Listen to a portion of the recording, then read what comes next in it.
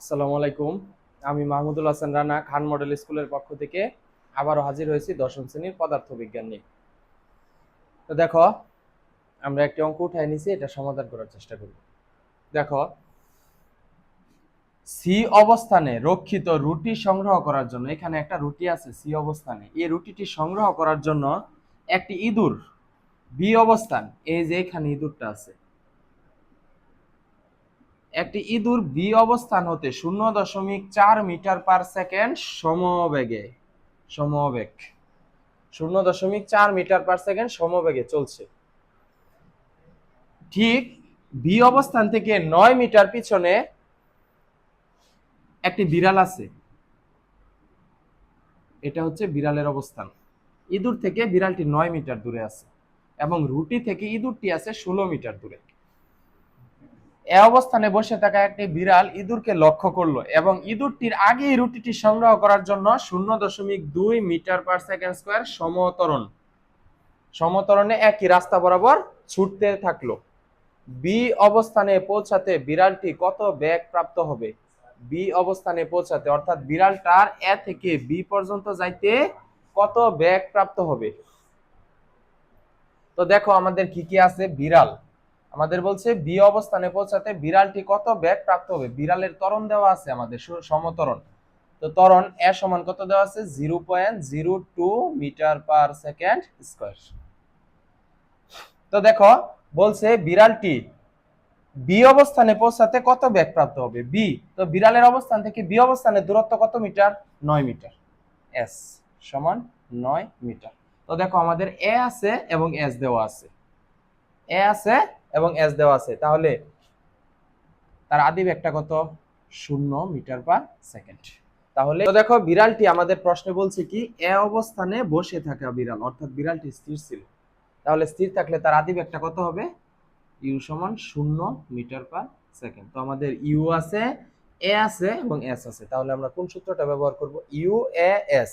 You A S, তাহলে আমাদের সূত্রটা কি হবে? বি স্কয়ার সমান সমান ইউ স্কয়ার প্লাস 2 এস। তো বি স্কয়ার সমান সমান, বা দেখো ইউ আদি বেগটা কত? 0, তাহলে এটা বাদ। তো এখানে আমাদের থাকবে 2 এস, বা বি স্কয়ার সমান সমান 2 এ, বিড়ালের ত্বরণটা কত? 0.02 এস। দূরত্ব এ থেকে বি পর্যন্ত দূরত্বটা আমাদের কত ছিল? 9 মিটার, বা বি স্কয়ার সমান সমান, তো দেখো এটা ক্যালকুলেশন করলে আসে 0.36। তো তারপর বলছে ব্যাক, তো স্কয়ারটা এই পাশে যালে কি হবে? √0.36। তো এখানে দেখো 36 আছে, 36 কে যদি আমরা রুট করি 6 হবে, তার আগে 0 পয়েন্ট আছে, 0.6 মিটার/সেকেন্ড। তো তারপর দেখো আমাদের সর্বশেষ প্রশ্নটা, বিড়ালটি পৌঁছানোর পূর্বেই ইঁদুরটির পক্ষে রুটি সংগ্রহ করা সম্ভব হবে কিনা। তো দেখো, আমাদের একটা রুটিকে লক্ষ্য করে 16 মিটার দূর থেকে একটি ইঁদুরও যাত্রা শুরু করছে, একটি বিড়ালও যাত্রা শুরু করছে। তো বিড়ালটি পৌঁছানোর পূর্বে ইঁদুরটির পক্ষে ওইখানে পৌঁছানো সম্ভব কিনা। তো দেখো, প্রথমে আমরা বিড়ালের ক্ষেত্রে বের করব, বিড়ালের কত সময় লাগবে। বিড়ালের ক্ষেত্রে তো আবারও বলছে বিড়ালটি বসেছিল, অর্থাৎ বিড়ালটি স্থির ছিল, তাহলে তার আদি বেগটা কত? 0 মিটার/সেকেন্ড। এছাড়া আমাদের কি দেওয়া আছে? বিড়ালের ত্বরণ দেওয়া আছে 0.02 মিটার/সেকেন্ড স্কয়ার। তো রুটিটা ওখানে আমাদের আছে সি বিন্দুতে, তো বিড়ালটা যাত্রা শুরু করছে এ বিন্দু থেকে, তাহলে এ থেকে বি পর্যন্ত হয়েছে 9 মিটার এবং বি থেকে সি পর্যন্ত 16 মিটার। তাহলে বিড়াল থেকে রুটি পর্যন্ত সর্বমোট দূরত্ব আমাদের কত হবে? 16 + 9 25 মিটার।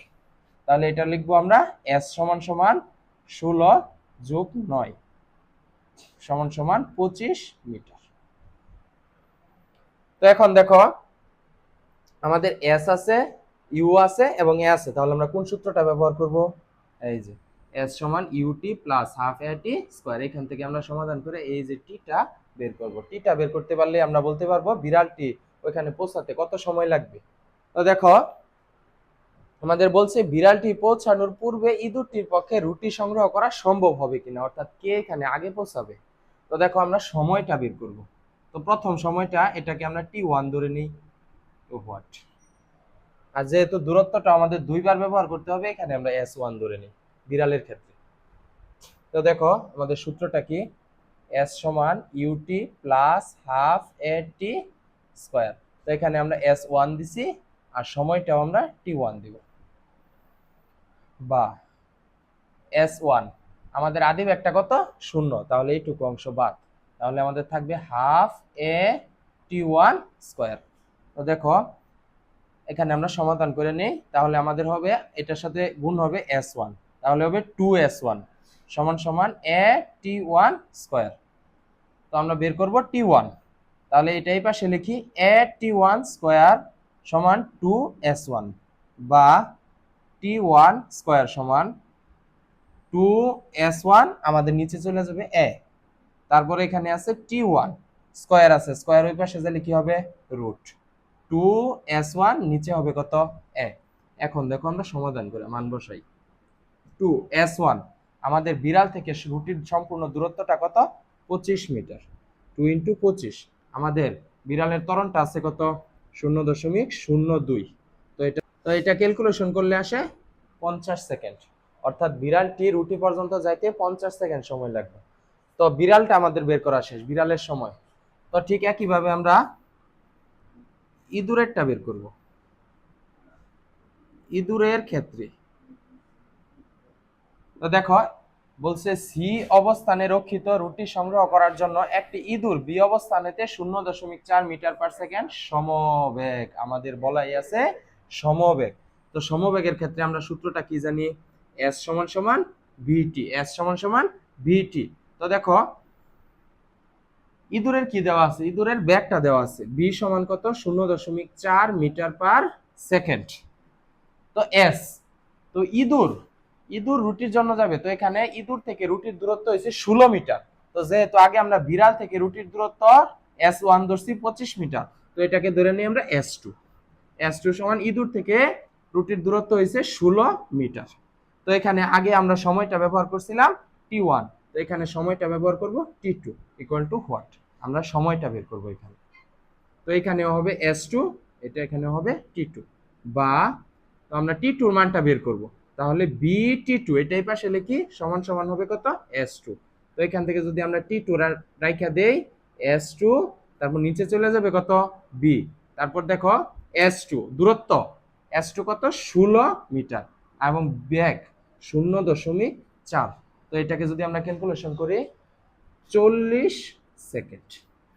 তো বিড়ালের পৌঁছাতে সময় লাগবে 50 সেকেন্ড এবং ইঁদুরের পৌঁছাতে লাগবে 40 সেকেন্ড।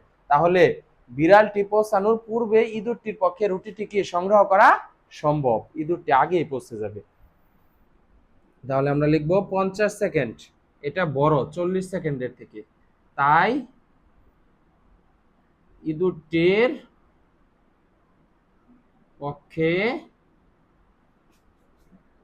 রুটিটি সংগ্রহ করা সম্ভব। সবাইকে ধন্যবাদ।